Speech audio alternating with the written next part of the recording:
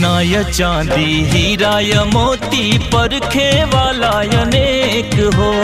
आदमी नाही चिन्हाला के बाबद नियत के नेक हो। सोना या चांदी हीरा या मोती परखे वाला अनेक हो।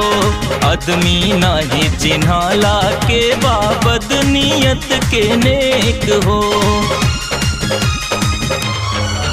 पीठ पीछे हमेशा बुराई करे वाला मुहे पे बड़ाई। चाटुकार ना मिले बरी मिले है मैया, बरी मिले है मैया, बरी मिले है मैया। बाकी तो घाटी यार ना मिले, बरी मिले है मैया।